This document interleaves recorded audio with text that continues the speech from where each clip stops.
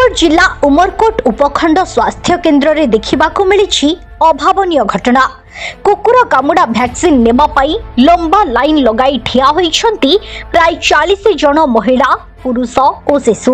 नवरंगपुर जिला उमरकोट म्युनिसिपालिटी अंतर्गत 12 number ward गोपालक अश्रु राय गाई को किछि दिन तले कुकुर कामुड़ीथिला। अश्रु किंतु एही कथा जानि नथिले। सेही गाई अस्वाभाविक आचरण देखि स्थानीय पशु चिकित्सालय को चिकित्सा पाई नैथिले। सेठारे चिकित्सक गाई पागल होइथिबा कथा कहिथिले और कुकुर कामुड़ा जोगु एपरि होइथिबा स्पष्ट होइथिला। किंतु गतकाली रातिरे एही पागला गाईटी मरि जाइथिला।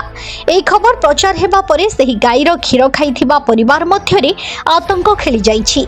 समस्त उमरकोट उपखंड स्वास्थ्य केन्द्र रे वैक्सीन पाई लंबा लाइन लगाइछंती।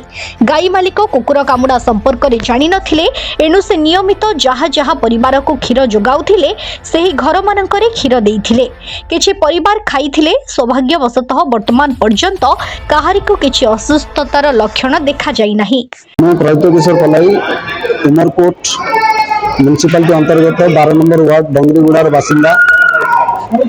गत 4 मास 5 मास पूर्व डंगरीगुड़ार सुशांत राय आम घर को क्षीर जोगे देते। आम घर क्षीर कि खाऊलु। गतकाली आम जानवा पाइलु जो गाईर क्षीर से आमको देते से गाई को कुकुर कामुड़ हेतु से गाई पागल हो जाए। जहाँफल आम डाक्तर परामर्श क्रमे आम समस्त आज टीका नवाक आसलु। तो मो ज्ञातसार 30 परिवार लोक से गाईर क्षीर खाई। मोर जानवर प्रायत 30-40 जन नहीं सारे टीका। सुविधा ना केवल भयभीत हो आम मैंने डाक्टर परामर्श क्रमे कहीपरूँ। आज्ञा गाई मालिक कहते VS कहले ये गाई को कौन केबे ना केबे कुकुर कामुड़ थो जहाँफल गाईर ये लक्षण परिलक्षित हो। गाईर केबे क्षीर गाई कुकुर चाबी आम जानी पारली ना। तापरे गाई 3-4 दिन है खादी ठादी बंद कर देला। पानी किसी खाद्य खाऊ ना कि ना। तारपरे धीरे धीरे पागल पड़ा हो गला। पागल पड़ा होना काली राति मरीगला। क्षीर बिकुली आम गाईर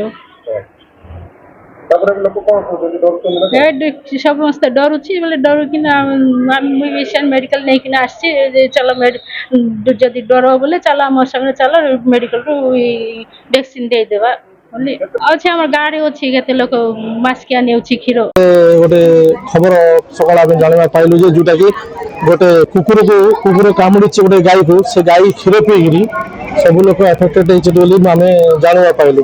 तो बर्तमान सकाल सब जो जाना पड़े सब मेडिकल मेडिकल जो स्वास्थ्य मेडिकल आनिक सब टिकेट कराई। बर्तमान सब लाइन रे अच्छा जो 26टा परिवार से गाई क्षीर पीकि एफेक्टेड होती। गाईटा भी एक्सपायर्ड करगला। पागल कुकुर कामुड़ा जानवर पागल कुकुर कामुड़ा से गाईटा एक्सपायर्ड कर समस्त पीते सर। से गाईर क्षीर पीकि देख आप देखते पी सारा सब मन भय वातावरण होना कौन ना क्षीर पी सारा बेले किसी असुविधा हो पारे बोली बर्तमान मेडिकल आसिक इंजेक्शन ना सब आसुँच किसी तैयारी नाला। से क्षीर कि किसी लोक क्षीर किणिकी भी पीते गोटे नुआ बाछुरी जन्म करता बोलिक से खुशी सब क्षीर सब घर डाक साई लोग डाक जोटा कि सब लोग खाई। उमरकोट जितेंद्र कुमार दास को रिपोर्ट उत्कल मेल टीवी।